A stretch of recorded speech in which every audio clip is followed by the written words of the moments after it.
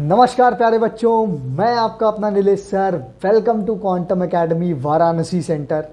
आज मैं आपका अपना नीलेश सर हापन लेके आए हैं क्लास 10th का पहला चैप्टर। सर आज आप 10वीं क्लास का वीडियो बना रहे हो? हाँ यार, मैंने तुम लोग सबसे प्रॉमिस किया था कि मैं क्लास 9, 10, 11, 12 सबका लेक्चर लेके आऊँ। तो आज अपन लेके जो आ रहे हैं वो किस क्लास का लेक्चर लेके आ रहे हैं? क्लास 10th का। हमारे 10वीं क्लास वाले बच्चों के लिए भी मैं लेक्चर लेके आ रहा हूँ। अच्छा, तो क्लास 10th वालों के लिए मैं आप लोगों को बता दूँ, आज जिस चैप्टर को मैं लेके आ रहा हूँ बच्चा, उसका नाम है करंट इलेक्ट्रिसिटी। ठीक है, पहले अपन करंट इलेक्ट्रिसिटी पढ़ेंगे, फिर उसके बाद हम क्या पढ़ेंगे? मैग्नेटिक इफेक्ट ऑफ करंट पढ़ेंगे, फिर उसके बाद हम पढ़ेंगे क्या? सोर्स ऑफ एनर्जी पढ़ेंगे, फिर रिफ्लेक्शन ऑफ लाइट पढ़ेंगे, फिर रिफ्रैक्शन ऑफ लाइट पढ़ेंगे। ठीक, उसके बाद एक छोटा सा चैप्टर है जिसका नाम है ह्यूमन आई इन कलरफुल वर्ल्ड। उस चैप्टर में जो हमारा ऑप्टिक्स वाला पार्ट है उसको हम प्रिज्म वगैरह को रिफ्रैक्शन में ही पढ़ा देंगे। ह्यूमन आई वाला जो पोर्शन है, आई जो आँख वाला पोर्शन है, वो हम अपने इंस्टीट्यूट के बायो के टीचर से आप लोगों को पढ़वा देंगे। ठीक है, बात समझ में आ रही है आप लोगों को? आई होप मज़ा आ रहा होगा बात को समझ के। देखो, तो जो चैप्टर हम पढ़ने जा रहे हैं बहुत ही इंटरेस्टिंग चैप्टर है। फील ना है तो बता देना, डायरेक्ट करंट लगा दूंगा सबको। तो चैप्टर का नाम क्या है? जरा भी अपन देर ना करते हुए आपको चैप्टर का नाम बताएं। चैप्टर का नाम है हमारा current electricity.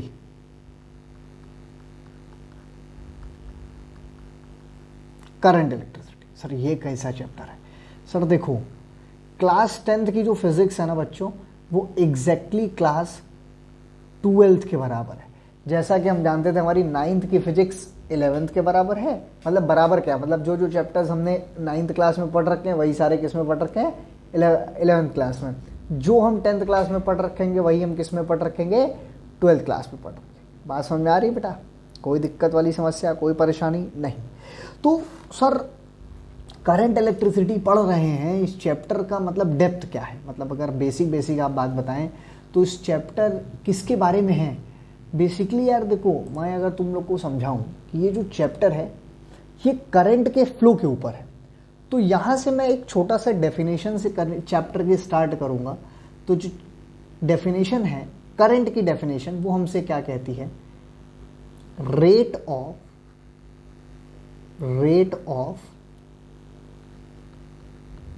Flow of charge. मतलब अब जब चार्ज को किसी रेट से आप फ्लो कराएंगे उसको हम क्या कहेंगे? Current. The rate of flow of charge. असलियत में यहां पे बात क्या होती है? The rate of flow of charge with constant velocity. यहां पे किस बात की बात करेंगे हम?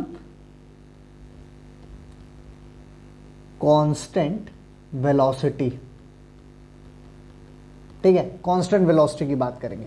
मतलब बात सर हो किसकी रही है? बात हो रही है हमारे चार्ज की, वो भी कहां पे? कांस्टेंट वेलोसिटी पे। सर तो सवाल ये हमारे मन में उठना चाहिए ना कि चार्ज क्या होता है। देखो, मैं तुमको थोड़ा सा भटका रहा हूं मुद्दे से।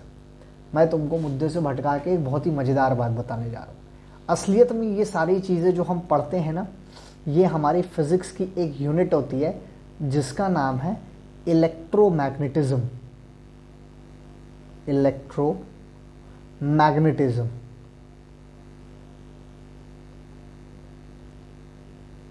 इसमें मैं जो भी पढ़ाऊंगा, मैं बोर्ड लेवल भी पढ़ाऊंगा, सीबीएसई बोर्ड वालों का भी टॉपिक कवर करूंगा, आईसीएसई बोर्ड वालों का भी टॉपिक कवर करूंगा, और एनटीएससी लेवल केवीपीवाई तक पढ़ाऊंगा। जबकि ये दोनों एग्जाम फिलहाल बैन हो चुके हैं, बंद हो चुके हैं, लेकिन लेवल में वहीं लेके जाऊंगा ताकि आप ओलंपियाड वगैरह के पेपर देने में हिचकिचाओ नहीं, या ओलंपियाड वगैरह का पेपर मस्ती से दे लो।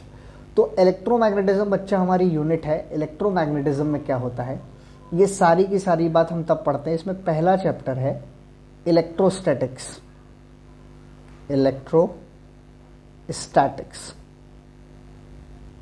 आराम आराम से पढ़ते हैं, कोई जल्दबाजी नहीं। ये हम तब पढ़ते हैं बच्चा जब हमारा चार्ज क्या होता है? रेस्ट पे। चार्ज, ठीक है, बहुत आराम से पढ़ो। ज़्यादा आपको तेज पढ़नी है तो आप 1.5x पे पढ़ लो, लेकिन मैं अब आराम से पढ़ाऊँगा, धीरे धीरे पढ़ाऊँगा ताकि आपको बातें मेरी समझ में आए। ठीक। बहुत सारे बच्चों ने कहा सर आप बहुत तेज पढ़ाते हो। अबे तेज नहीं पढ़ाता हूँ, थोड़ा सा रफ्तार है आवाज में, ठीक है। चार्ज एट रेस्ट, ये हमारा चार्ज रेस्ट में होता है। तब हम कौन सा चैप्टर पढ़ते हैं? इलेक्ट्रोस्टैटिक्स पढ़ते हैं। इलेक्ट्रो का मतलब हो गया बच्चा हमारा इलेक्ट्रॉन, इलेक्ट्रो का मतलब क्या हो गया? इलेक्ट्रॉन। स्टैटिक का मतलब हो गया रुका हुआ, एट रेस्ट। तो जब हमारा चार्ज रुका हुआ होता है तो उसके लिए जो हम चैप्टर पढ़ते हैं दैट इज कॉल्ड इलेक्ट्रोस्टैटिक्स। अब एक दूसरा चैप्टर आता है जिसका नाम है हमारा करंट इलेक्ट्रिसिटी, जिसको हम बेसिकली पढ़ने जा रहे हैं, ठीक है। क्या है? करंट। करंट हम बच्चा तब पढ़ते हैं जब हमारा चार्ज मोशन में रहता है with constant velocity. Charge in motion at v is equal to constant. जब हमारा चार्ज कांस्टेंट वेलोसिटी से मूव करेगा तो वो क्या पैदा करेगा? करंट, ठीक है। तो ये बात एक चैप्टर हम और पढ़ते हैं जिसमें पढ़ते हैं EM wave, electromagnetic wave. EM wave, electromagnetic हम बच्चा तब पढ़ते हैं जब हमारा चार्ज क्या करता है? एक्सेलरेट कर जाता है। इस चैप्टर को हम तब पढ़ेंगे जब चार्ज एक्सेलरेट करेगा, ठीक। चार्ज हमारा एक्सेलरेट कर देगा तो जिस चैप्टर को हम पढ़ेंगे वो कौन सा पढ़ेंगे?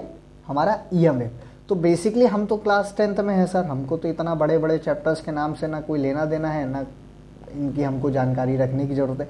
लेकिन जान लो तो हम तो जिस चैप्टर को पढ़ेंगे वो हमारा क्या होगा? करंट होगा। हाँ सर करंट होगा, हम करंट को अपने पढ़ेंगे, हमको उससे कोई दिक्कत नहीं।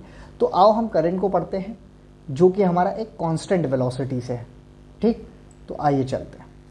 तो हमने डेफिनेशन क्या लिखी बच्चों? Rate of flow of charge is known as current, ठीक है। तो यहाँ पे बेसिकली जो मुद्दे की बात करी जाए वो क्या है? हमारा चार्ज है। हमने मुद्दे की बात किसकी करी? चार्ज की बात करी। तो क्वेश्चन ये आएगा ना कि चार्ज क्या होता है। मेरा सवाल है ना कि चार्ज क्या होता है। अगर आपसे पूछा जाए कि चार्ज क्या है तो आपको कह रहे सर वही चार्जरवा जिससे हम फोनवा चार्ज करते हैं अपना। हाँ ठीक है, बात तो सही है, शब्द तुमने चार्ज का मतलब वही सुन रखा है, लेकिन चार्जवा होता क्या है? What is charge? चार्ज का मतलब क्या है? अरे sir electron, negative charge, positive charge. हाँ अभी भी तुम सही हो, ठीक है। चार्ज हमारा दो टाइप्स का होता है, एक पॉजिटिव होता है और एक नेगेटिव होता है, ठीक है सर। वही तो होता है ना? नहीं नहीं, वो जो तुमने पॉजिटिव और नेगेटिव बताया वो तुमने क्या बताया? वो तो तुमने बताया चार्ज के बारे में, मतलब चार्ज का टाइप्स। हम पूछ रहे हैं चार्ज क्या होता है। जैसे हम तुमसे पूछे इंसान क्या होता है, तुम कह रहे हो मेल फीमेल बीच वाला। ये तो टाइप्स हो गए ना कि 3 टाइप के ह्यूमन बींग्स होते हैं। मैं ये पूछ रहा हूँ ह्यूमन बींग ही क्या होते हैं, उसको आप कैसे बताओगे? तो समझना बेसिकली अगर मैं यहाँ चार्ज के डेफिनेशन से शुरुआत करूँ तो चार्ज का मतलब है इट इज अ बेसिक, बहुत बेसिक सी बात है, it is a basic fundamental property, basic fundamental property of matter, ठीक है। अब मैं यहाँ पे कुछ बातें आप लोगों को और बता देता हूँ ताकि आगे ना बतानी पड़े, ठीक। इट इज डिनोटेड बाई, इसको भैया किससे डिनोट किया जाता है? क्यू। इसको डिनोट करते हैं हम क्यू से, ठीक। इसकी एसआई यूनिट होती है हमारी coulomb. It's SI unit is coulomb. इसको क्या कहेंगे? कूलम।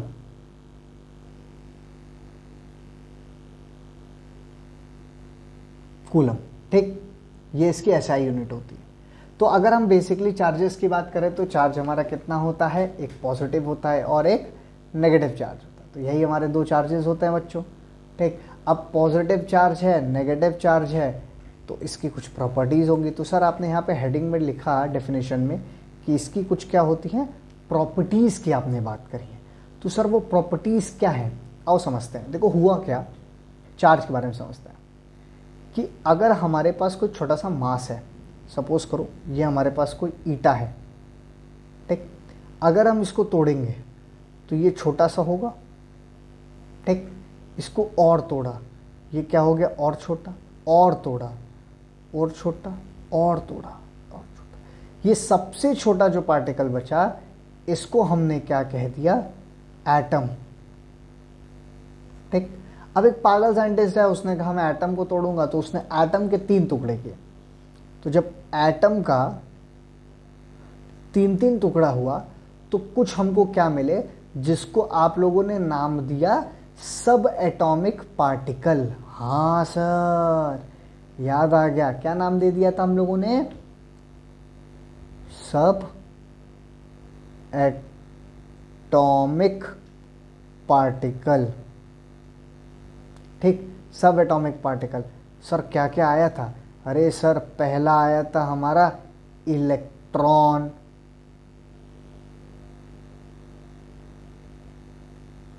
ठीक, दूसरा जो हमारे पास आया था उसको हमने क्या कहा था, प्रोटॉन।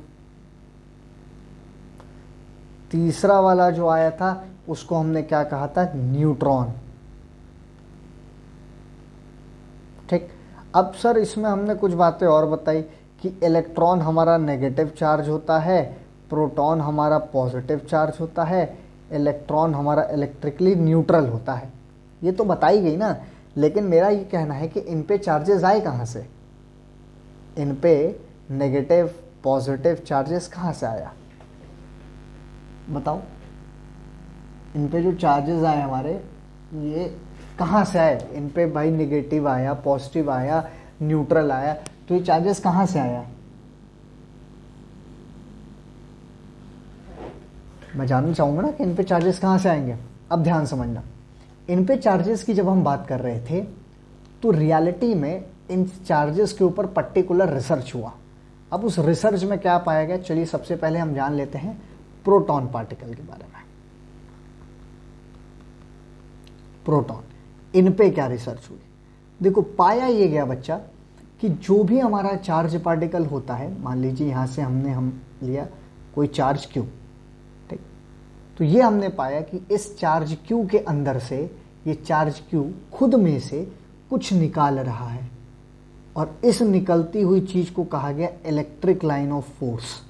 क्या कहा गया, ये चार्ज निकाल रहा है और इस चार्ज को निकालते हुए चीज को हमने कह दिया इलेक्ट्रिक लाइन ऑफ फोर्स। और ये इलेक्ट्रिक लाइन एक माहौल बनाती है, एरिया डेवलप करती है, जिसको हमने कह दिया इलेक्ट्रिक फील्ड। ठीक है, तो अगर मैं यहाँ पे छोटी छोटी बातें आपसे करूँ तो ये जो निकल रहा है इसको क्या कहा गया, इलेक्ट्रिक लाइन, इलेक्ट्रिक लाइंस। ठीक, और इसकी वजह से जो माहौल, जो एरिया डेवलप हो गया, उस माहौल, उस एरिया को हमने क्या कहा, इलेक्ट्रिक फील्ड, इलेक्ट्रिक फील्ड। ठीक है, अब जब यहां से इलेक्ट्रिक फील्ड बनने लग गई तो समझने वाली बात यहां थी कि ये लाइंस जो था, जब जो चार्ज पार्टिकल में से लाइंस थे, ये जब चार्ज में से इलेक्ट्रिक लाइंस निकल रहे थे तो वो सरफेस से परपेंडिकुलर निकल रहे थे। बात नंबर 1 कि जब इलेक्ट्रिक लाइन निकल रहे थे तो वो सरफेस से 90 डिग्री का, 90 पे डिग्री सब बराबर लग रहा है, 90 डिग्री का एंगल बना रहे थे।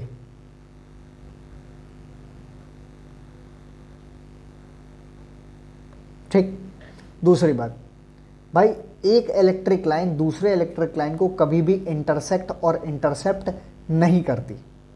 हाँ, ये भी हमारे चार्ज की प्रॉपर्टी है। बेसिकली ये सारी बातें मैं प्रॉपर्टी ऑफ चार्ज में बता रहा हूँ कि एक इलेक्ट्रिक लाइन कभी भी दूसरी इलेक्ट्रिक लाइन को इंटरसेक्ट या इंटरसेप्ट नहीं करती, इस बात को लिख लेना।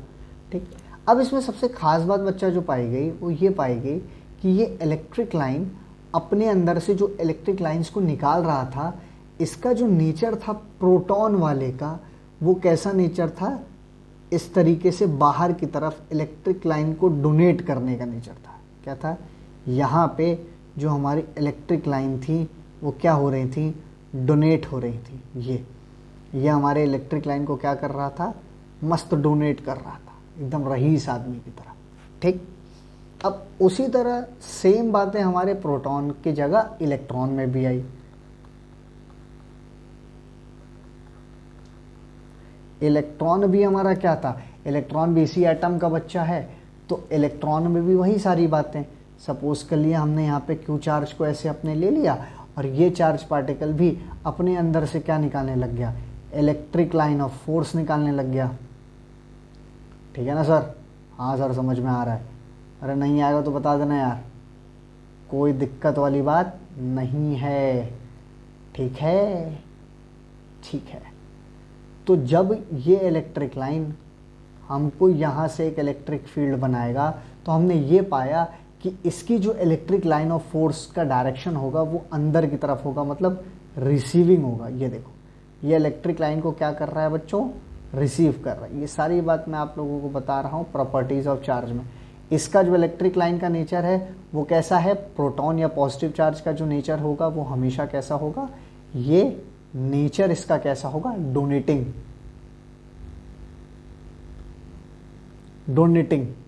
और इसका जो इलेक्ट्रिक लाइन का नेचर होगा वो कैसा होगा, रिसीविंग नेचर। इसीलिए आप जब आपके पास ये क्वेश्चन आएगा कि भैया कोई भी दो चार्जेस आपस में अट्रैक्ट क्यों करते हैं, सर उसका कारण यही है कि एक चार्ज अगर पॉजिटिव है, दूसरा चार्ज निगेटिव है, तो ये एक इलेक्ट्रिक लाइन को डोनेट करेगा, दूसरा इलेक्ट्रिक लाइन को रिसीव करेगा। एक इलेक्ट्रिक लाइन को रिसीव करेगा, दूसरा इलेक्ट्रिक लाइन को डोनेट करेगा। सर आप ये पहले कैसे कह दिया कि कौन सा पॉजिटिव है कौन सा निगेटिव है? अरे अभी बता रहे हैं, आप सब जानते हैं ना। ठीक, ये फिनोमेना कौन बताएगा, इसको आप कहोगे अट्रैक्शन। इस फिनोमेना को आप क्या कहेंगे, अट्रैक्शन के फिनोमेना कहेंगे, रिपल्शन के फिनोमेना तो कहेंगे नहीं हम इसको। ठीक है, असलियत में जो मैं अब आप लोगों को बताने जा रहा हूं, इस बात को थोड़ा सा ध्यान से समझना कि भाई ये भी एटम का बच्चा है, वो भी एटम का बच्चा है, दोनों किसके बच्चे हैं, एटम के बच्चे हैं। तो जब ये एटम के बच्चे हैं तो ये भी अपने अंदर से इलेक्ट्रिक लाइन इमिट कर रहा है, वो भी अपने अंदर से इलेक्ट्रिक लाइन निकालना है। ये भी जब निकल रहा है तो सरफेस से 90 डिग्री का एंगल बना के निकल रहा है, वो भी जब निकल रहा है तो सरफेस से 90 डिग्री का एंगल बना के निकल रहा है। ठीक है, प्रोटॉन पार्टिकल की भी इलेक्ट्रिक लाइन कभी भी आपस में इंटरसेक्ट और इंटरसेप्ट नहीं करती हैं, इलेक्ट्रॉन की भी इलेक्ट्रिक लाइन कभी भी आपस में इंटरसेक्ट और इंटरसेप्ट नहीं करती हैं। तो सर निगेटिव पॉजिटिव क्या, अब मेरी बात ध्यान सुनना। तो साइंटिस्टों के पास गया तो साइंटिस्ट हो गया कंफ्यूज कि भाई हम क्या किया जाए। जब साइंटिस्ट मस्त कंफ्यूज हो गए तो उन्होंने कहा कि अच्छा चलो ऐसा है, हम क्या करते हैं कि ये जो हमारा प्रोटॉन पार्टिकल है इसको हम कह देते हैं पॉजिटिव और इसको हम कह देते हैं नेगेटिव। अरे कैसे कह देते हैं, सुनना मेरी बात। रियलिटी में electron is not a negative charge particle, reality में proton is also not a positive charge particle. Electron negative charge है प्रोटॉन के रिस्पेक्ट में एंड प्रोटॉन पॉजिटिव चार्ज है इलेक्ट्रॉन के रिस्पेक्ट में।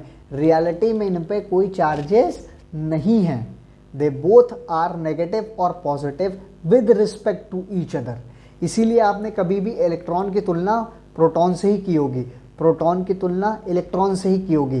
किसी तीसरे पार्टिकल्स के साथ आपने कभी भी इलेक्ट्रॉन और प्रोटॉन की तुलना नहीं की होगी। सर बात में तो आपके दम है। हाँ सर सही कह रहे हो। सर इसका मतलब कि इलेक्ट्रॉन निगेटिव नहीं है? अरे नहीं, प्रोटॉन पॉजिटिव नहीं। अरे यार एक बात बताओ, आपको एक छोटी सी बात बताई जाए, आप सबको ये बात क्लास 9 में पढ़ाई गई होगी।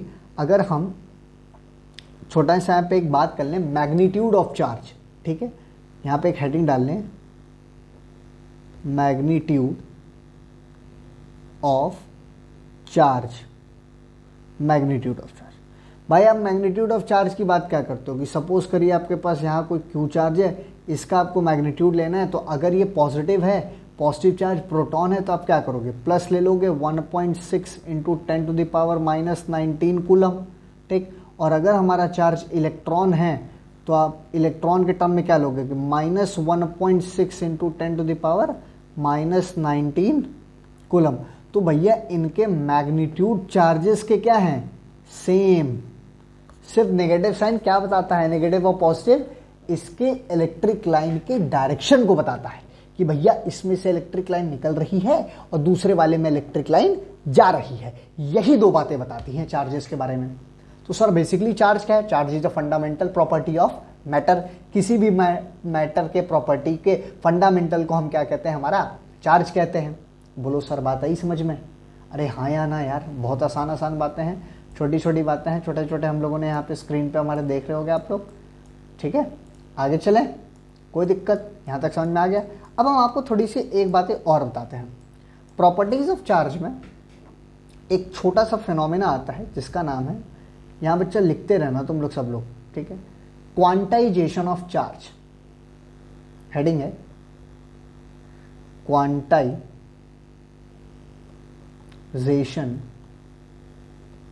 ऑफ चार्ज, ये हेडिंग है भाई, ठीक है, क्वांटाइजेशन ऑफ चार्ज। देखो क्वांटाइज का मतलब क्या है, चार्ज हमारा देखो क्वांटाइज्ड है, कभी भी हमारा चार्ज फ्रैक्शन और डेसिमल में ट्रांसफर नहीं हो सकता। आ गया, हमारा चार्ज क्या है बच्चा, कभी भी फ्रैक्शन और डेसिमल में ट्रांसफर नहीं हो सकता। सर इसका क्या मतलब है, आओ समझाते हैं, ध्यान समझना। सपोज करो ये हमारे पास कोई बॉडी ए है और सपोज कर लो ये कि हमारे पास कोई बॉडी बी है, ठीक। हमने मान लिया कि बॉडी ए ये है, हमने मान लिया बॉडी बी ये है। अब इस बॉडी ए के पास कई सारे इलेक्ट्रॉन्स हैं, मतलब कई सारे नेगेटिव चार्ज हैं। देखो सबको पता है ट्रांसफ़र इलेक्ट्रॉन हो सकता है, प्रोटॉन ट्रांसफ़र नहीं हो सकता। तो भैया ए वाले के पास चार्जेस हैं, बी वाले के पास चार्ज नहीं है, तो बी वाला हमारा भिखारी है। तो इसने कहा ए भैया अल्लाह के नाम पे हमको थोड़ा सा चार्ज उधार दे देना। तो कहेगा भाई मैं बिल्कुल देगा चार्ज, एक नंबर का चार्ज देगा, लेकिन तब देगा जब तू मुझसे कंडक्टिंग वायर लगाएगा। चलो भाई मैं लगा दिया, तो ये भैया रुको हम ढूंढ के लाते हैं कंडक्टिंग वायर। तो हमने क्या किया, कंडक्टिंग वायर लेके आए, ये सटा दिया इधर से इधर, ठीक। जैसे ही हमने इसमें सटाया, इसमें से बेसिकली ट्रांसफ़र क्या होगा सर, चार्ज होगा। किसके टर्म में होगा, इलेक्ट्रॉन के टर्म में होगा। कितना होगा सर, 1 होगा, 2 होगा, 3 4 5 6 7 8 9 10 11 12 13 14 15 n। सर अनंत चार्ज ट्रांसफ़र हो जाएगा। हाँ बिल्कुल सही पकड़े, n नंबर ऑफ ट्रांसफ़र होगा इलेक्ट्रॉन। मतलब ट्रांसफ़र क्या हुआ, Q = ± NE।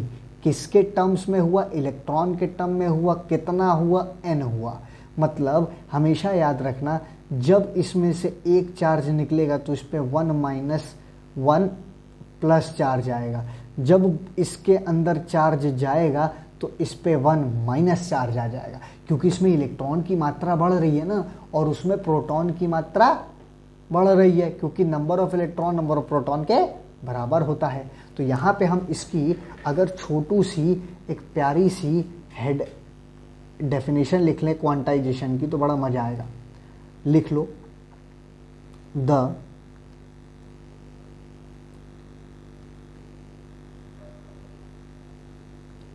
the phenomena of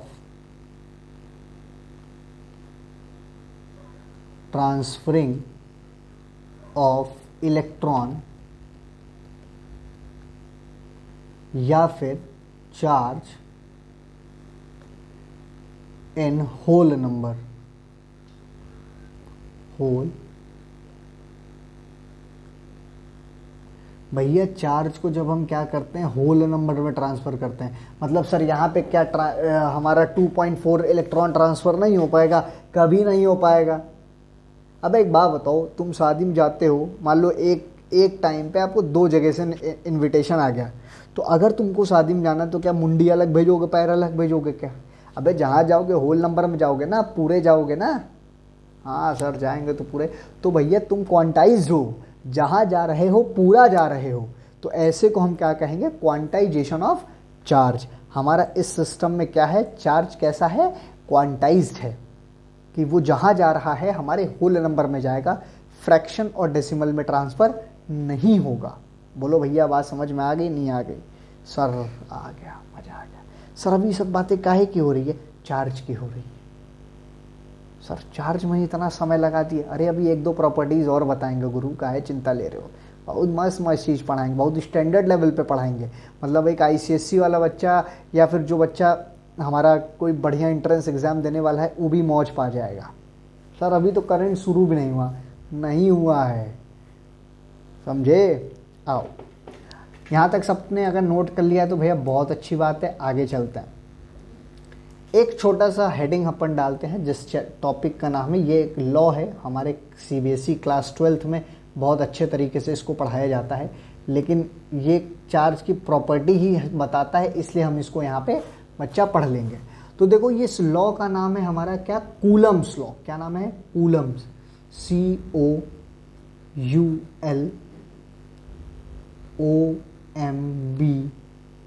COULOMBS law. देखो कूलम्स लॉ हमसे क्या कहता है, बहुत मज़ेदार लॉ है भाई, CBSE बोर्ड में क्लास 12th में आता है, 10th में भी कई जगह पे NTSC वगैरह में इसके फॉर्मूले से सवाल आ जाते हैं, ठीक है। तो कूलम्स लॉ क्या कहता है, देखो इसने ये कहा कि भाई एक चार्ज ये हमने ले लिया Q1, ठीक, एक चार्ज हमने ले लिया यहाँ पे Q2, चलो इसको गोले के अंदर डाल देते हैं। इसने भी एक चार्ज Q1 ले लिया, इसने एक चार्ज Q2 ले लिया। जब दोनों सेम चार्जेस है बच्चों, ध्यान देना, तो ये वाला चार्ज इसकी तरफ फोर्स लगाएगा। भाई मान ली ये भी पॉजिटिव ये भी पॉजिटिव, दोनों चार्ज Q1 Q2, दोनों का मैग्नीट्यूड वैल्यू क्या है, सेम। अच्छा किसी बच्चे को अगर मैग्नीट्यूड वैल्यू का मतलब नहीं समझ में आ रहा है, तो मैग्नीट्यूड वैल्यू का मतलब होता है एक उसका फिक्स वैल्यू, जैसे इसका इलेक्ट्रॉन ले लेंगे तो उसका मैग्नीट्यूड कितना है, 1.6 × 10⁻⁻19 कूलम। ये क्या है, उसका मैग्नीट्यूड वैल्यू है, ठीक है। तो इसने फोर्स लगाया F12 पे, तो इसने भी इस पे फोर्स लगाया F21 पे। तो जब एक पॉजिटिव पार्टिकल दूसरे पॉजिटिव पार्टिकल पे फोर्स लगाएगा तो रिपल्सन लगाएगा, तो ये इधर भागेगा, ठीक। जब दूसरा वाला पहले वाले पे लगाएगा तो ये बेचारा क्या करेगा, इधर भागेगा। तो यहाँ पे हमको फोर्स निकालने के लिए फॉर्मूला बताया गया, कहा गया कि ये जो लगने वाला फोर्स है और ये जो दोनों बच्चा चार्जेस है ना, ये दोनों का दोनों चार्ज किसी सेंटर से r दूरी पे रखे हुए हैं, ठीक है। समझ आ गया कि ये दोनों चार्ज हमारे सेंटर से किसी r दूरी पे रखे। तो कह रहा है कि ये जो लगने वाला फोर्स है F is directly proportional to magnitude of Q1 and Q2 charges, मतलब इन दोनों चार्जेस के मैग्नीट्यूड के डायरेक्टली प्रोपोर्शनल। इसका क्या मतलब हो सर, इसका मतलब यह हुआ कि जैसे जैसे आप चार्ज की वैल्यू बढ़ाते जाएंगे, जैसे आप क्या करेंगे, चार्ज का मैग्नीट्यूड की वैल्यू बढ़ाते जाएंगे, लगने वाला फोर्स भी आपस में बढ़ता जाएगा। फिर उसने कहा कि लगने वाला force is inversely proportional to 1/r²। मतलब सर दोनों चार्जेस के बीच में अगर आप दूरी स्क्वायर टाइम्स बढ़ाएंगे तो लगने वाला फोर्स भी उतना ही तेजी से घटेगा। तो इसको अगर हम एक फ्रेम में कर दें तो क्या मिलेगा, F is equal to proportional to mod of Q1 mod of Q2 by r²। तो हम सब जानते हैं फिजिक्स में कि प्रोपोर्शनलिटी हटता है, कांस्टेंट लगता है। तो F is equal to K mod of Q1 mod of Q2 by r²। ये हमारा क्या दे दिया, हमारा फॉर्मूला, फोर्स निकालने का फॉर्मूला। अब इस K की बात क्या है बच्चों, सर हमको तो ये K समझ में नहीं आया।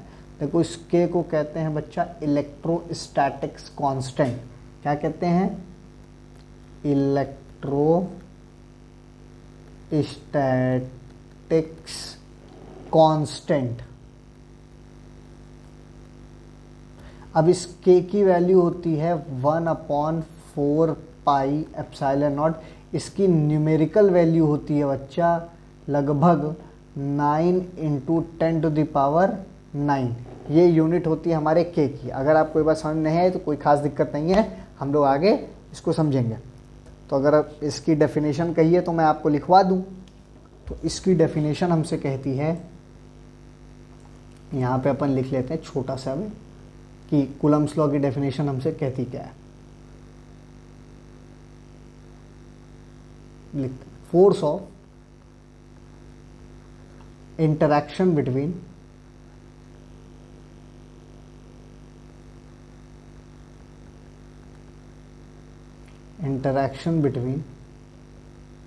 two statics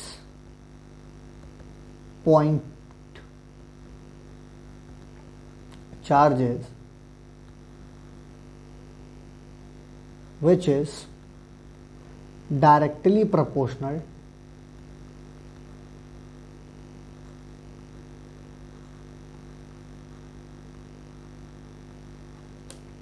to their magnitude and inversely proportional to the square of the distance between them, and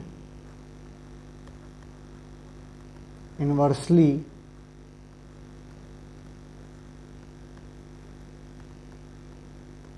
proportional to the square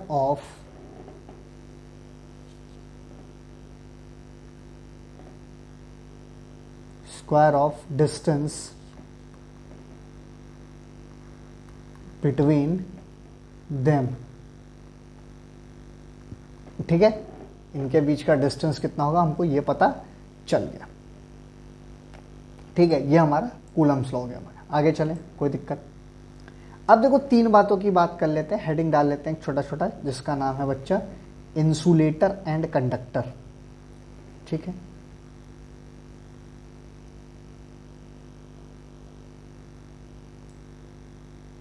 ठीक है, हेडिंग अपना क्या है, कंडक्टर एंड इंसुलेटर। छोटी छोटी बातें करेंगे, हर चीज को पढ़ेंगे।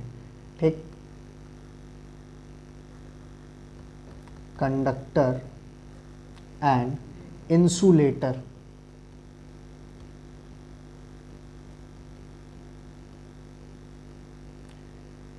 तो सबसे पहले हम जान लेते हैं भाई व्हाट इज कंडक्टर।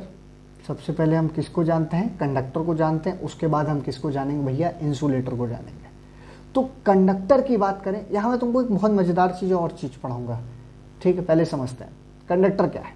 भाई कंडक्टर एक ऐसा सब्सटेंस है जो हमारे हीट और इलेक्ट्रिसिटी को सपोर्ट करता है। सर सपोर्ट कैसे करेगा, देखो उसमें फ्री इलेक्ट्रॉन्स होते हैं। ठीक, कोई भी चीज अगर हमारे हीट या इलेक्ट्रिसिटी को सपोर्ट कर रहा है तो उसको हम क्या कहेंगे, उसके अंदर हमारे फ्री इलेक्ट्रॉन्स हैं। ठीक, जो कि एक जगह से दूसरी जगह इलेक्ट्रॉन को ट्रांसफर करते चले जा रहे हैं। जैसे करंट कोई क्यों मारेगा भैया, वायर तो वहां है, हमने छुआ है, तो क्योंकि हमारा करंट चार्ज कांस्टेंट वेलोसिटी से दौड़ रहा है। तो जब हमारा चार्ज क्या कर रहा है, कांस्टेंट वेलोसिटी से दौड़ रहा है, तो हमको चार्ज लग रहा है। सर आपने हीट भी बोला, तो भाई हीट में क्या होता है कि एक लोहे की रॉड लो, आगे ऐसे गर्म करा, तो जैसे ही गर्म करते रहोगे तो एक समय यहाँ से हीट देने की वजह से यहाँ पे भी आपके पे हीट आ जाएगी। उसके आने का क्या कारण क्या है, क्योंकि हीट हमारे कंडक्टर में ट्रांसफर करती है। यही चीज तुम लकड़ी में कर दो तो ये जल के खत्म हो जाएगा, लेकिन यहां तक ट्रांसफर नहीं करेगा। समझ आई बात। तो डेफिनेशन लिख लो भाई, कंडक्टर की डेफिनेशन लिख लीजिए। A substance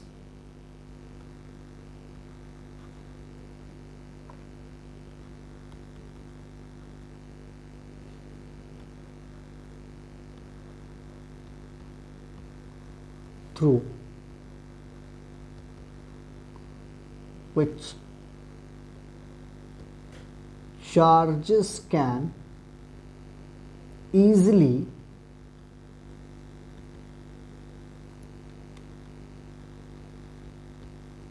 pass are known as conductor।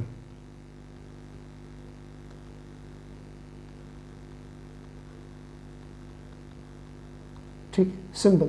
अब इसमें सिंपल सी बात करें, अगर हम एग्जांपल ले लें तो हमारा क्या होता है, मेटल। जितने भी मेटल्स होते हैं भाई साहब सब कंडक्टर होते हैं। अब इंसुलेटर की बात कर लें तो व्हाट इज इंसुलेटर, जो कि हमारी इलेक्ट्रिसिटी और हीट को सपोर्ट नहीं करता। अ मटेरियल या a substance, a substance which does not support heat and electricity।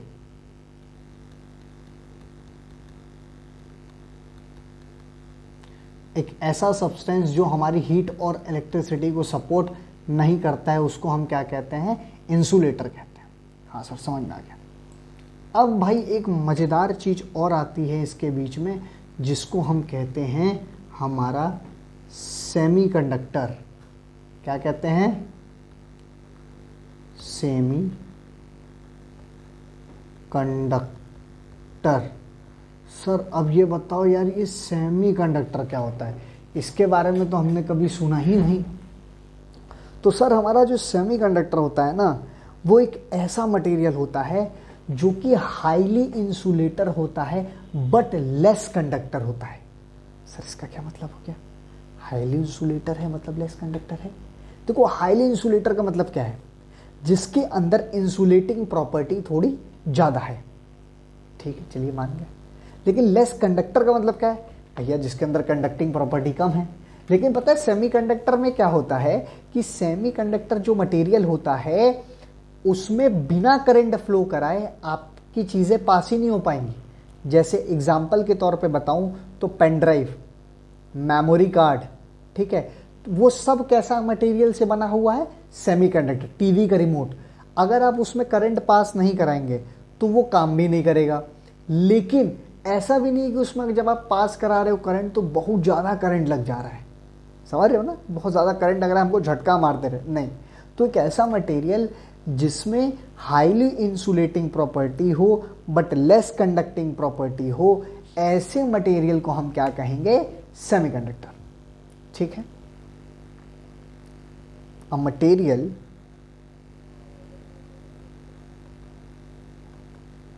which have highly conducting property,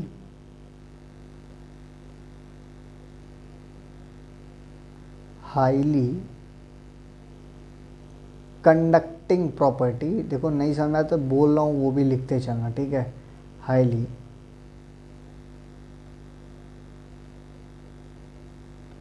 conducting property and sorry यार हाईली इंसुलेटिंग प्रॉपर्टी ना, कहाँ चला गया दिमाग, highly insulating property and less conductivity, sorry conducting property is called semiconductor।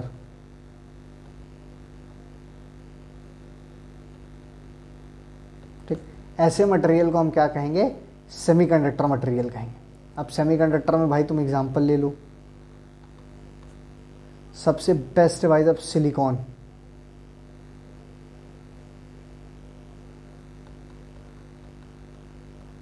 Silicon is the best example, ठीक है। Germanium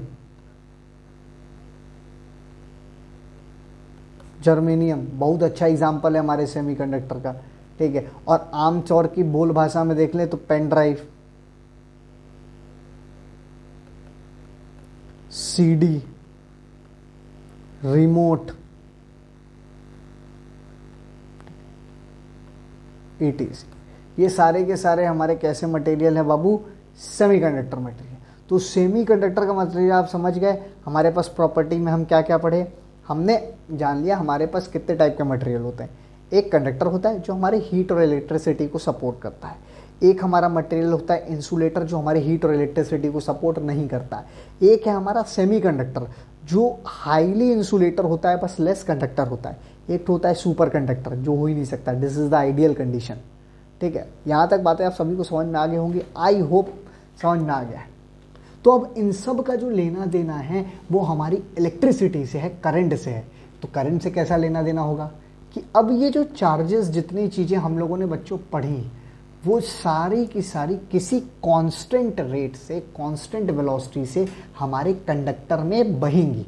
तो जब वो हमारे कंडक्टर में बहेंगी तो हमको जो चीज़ मिलेगी ना वो क्या मिलेगी, करंट मिलेगी। अच्छा, जिसकी वजह से हमारे सारे इलेक्ट्रिकल अप्लायंसेस वगैरह चल रहे हैं, सारी चीज़ें पॉसिबिलिटीज़ हमारे पास हो रही हैं, तो उसको हम कहेंगे करंट इलेक्ट्रिसिटी। ये जितना भी फंडा था हमने चार्ज और इंसुलेटर प्रॉपर्टी एंड कंडक्टिंग के बारे में बता दिया। अगर हम छोटी छोटी चर्चा और करें तो यहाँ से मैं आप लोगों को एक छोटा सा बात और बताना चाहूँगा। I hope you all are understand, क्योंकि CBSE ICSE कितने स्टैंडर्ड बच्चे हो। एक छोटी सी प्रॉपर्टी यहाँ पे मैं चार्जेस की और बताना चाहूँगा जिसका नाम है relation.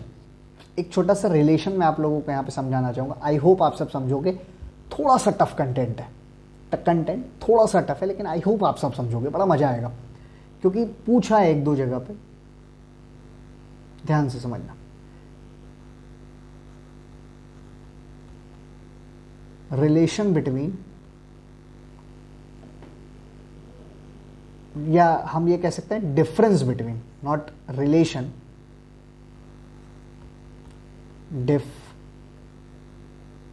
Difference between charge and mass. ठीक। अब देखो पहली बात तो क्या है कि भैया चार्ज हमारा नेगेटिव हो सकता है, मास नेगेटिव नहीं हो सकता, तो ये सब सारी बातें जानते हो। ठीक है, चार्ज हमेशा ऑल नेगेटिव और पॉजिटिव, जबकि मास हमेशा ऑलवेज क्या होगा, पॉजिटिव ही होगा। लेकिन इन सब में जो जिस चीज़ के लिए मैं ये आपको ये प्रॉपर्टी बताने जा रहा हूँ वो प्रॉपर्टी ये है कि हमारा जो चार्ज है वो वेलोसिटी पे डिपेंड करता है। क्या हमारा चार्ज और मास वेलोसिटी पे डिपेंड करता है? सवाल इस दिस कि क्या चार्ज या मास हमारा वेलोसिटी पे डिपेंड करता है? डिपेंड का मतलब क्या हुआ, है ना? डिपेंड का क्या मतलब है? तो डिपेंड का मतलब है कि अगर आप वेलोसिटी बढ़ा दोगे तो मास भी बढ़ जाए या घट जाए, चेंज हो जाए। बेसिकली वेलोसिटी में चेंज करने की वजह से हमारे मास में भी चेंज हो, या वेलोसिटी के चेंज करने की वजह से हमारे चार्ज में भी चेंज हो। तो सर ये बात तो साफ साफ दिख रहा है कि हमारा जो चार्ज है वो वेलोसिटी पे डिपेंड नहीं करता, क्योंकि मोशनल चार्ज हमें करंट दे देगा, तो वो चार्ज रहा ही नहीं, वो तो करंट हो गया ना। अगर चार्ज को आपने बहा दिया, वेलोसिटी दे दी, तो वो तो चार्ज रहा ही नहीं गया, वो तो सीधा सीधा करंट हो गया। सर बात में तो यार आपके दम है। अगर आपने चार्ज को वेलोसिटी दे दी, वो भी कांस्टेंट, तो सर इसका मतलब मास वेलोसिटी पे डिपेंड करता है? हाँ करता है। सर कैसे करता है? समझना मेरी बात, बहुत मज़ेदार बात है। सर मास तो हमेशा हमने कांस्टेंट माना है कि ये जो मास है हम हमेशा क्या मानते आए हैं, इसको कांस्टेंट, इसको हमेशा मैंने कांस्टेंट माना। मैं तुमको बता दूं, हमारे एल्बर्ट आइंस्टाइन ने एक फॉर्मूला दिया था रिलेटिविटी का, m is equal to m0 upon √1 minus v²/c²। अब मैं तुमको यहाँ बता देता हूँ कि यहाँ पे जिन जिन फॉर्मूलोज की मैंने बात की वो है क्या। देखो ये m का मतलब है इन चेंज मास, चेंज मास। m0 का मतलब है initial mass, initial mass. v² का मतलब है वेलोसिटी, और स्पीड ऑफ लाइट, c क्या है हमारा, स्पीड ऑफ लाइट। तो सर हमारा वेलोसिटी मास से कैसे डिपेंड करेगा? देखो समझना मेरी बात, बहुत मजेदार बात बता रहा हूं। अगर सपोज करो ये हमारा मास है, ठीक, इसको हमने कह दिया हमारा मास m है, ये वाला जो इनिशियल मास है, ये मास हमारा क्या है, m है। अगर मैं इसको वेलोसिटी दे दूं लगभग c के बराबर, जो कि कितनी हो जाएगी 3 × 10⁸ के बराबर मीटर पर सेकेंड, ठीक है, नॉट, ठीक है, इतना मीटर पर सेकेंड की रफ्तार अगर हम दे दें तो क्या होगा, और दे के देखते हैं। मतलब m = m0/√, v स्क्वायर की जगह रख सकते हैं 1 - 3 × 10⁸ का होल स्क्वायर अपॉन 3 × 10⁸ का होल स्क्वायर। तो सीधा सीधा ये वैल्यू कैंसिल हो गई, अरे हाँ या ना। जैसे ही हमारी वैल्यू कैंसिल हुई तो हमको मिलेगा क्या, ध्यान समझना, m = m0/√, 1 बार में ये कैंसिल हुआ तो 1 - 1, तो 1 - 1 अगर हम करेंगे बेटा तो हमको रूट में क्या मिल जाएगा, 0, तो मिला m0/√0। तो बेसिकली हमको ये दिख क्या गया कि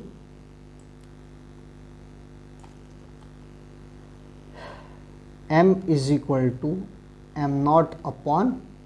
m0/√0। हमारी मैथ्स हमसे ये कहती है कि अगर किसी भी फंक्शन के डेनोमिनेटर में 0 आए तो वो फंक्शन इनफाइनाइट होता है। इनफाइनाइट का मतलब होता है अनडिफाइंड। इसका मतलब क्या हो गया,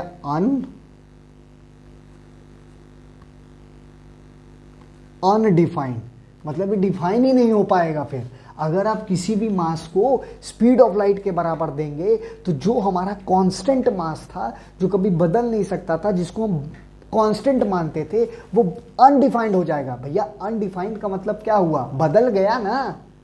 कुछ लोग कहेंगे कि नहीं ये तो बहुत बड़ा हो गया, इंक्रीज हो गया।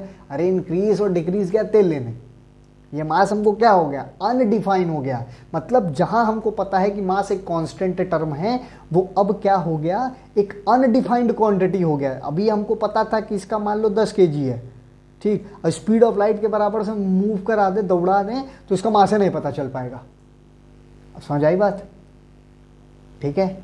तो कोई भी चीज कांस्टेंट नहीं है। मास, अगर आपसे कोई पूछता है कि क्या भाई मास कांस्टेंट है, तो कहोगे हाँ मास कांस्टेंट है, लेकिन अगर वो उसको हम स्पीड ऑफ लाइट के कंपैरेटिवली मूव कराएं तो वो चेंज हो जाएगा। तो लोग पूछेगा आपसे कि कितना चेंज होगा, तो कितना चेंज में हम नहीं बता सकते, ये इनफाइनाइट हो जाएगा, अनंत हो जाएगा, अनडिफाइंड हो जाएगा। तो यहां तक हम लोगों ने बच्चा क्या क्या पढ़ लिया, चार्जेस के बारे में सारी बातें पढ़ ली।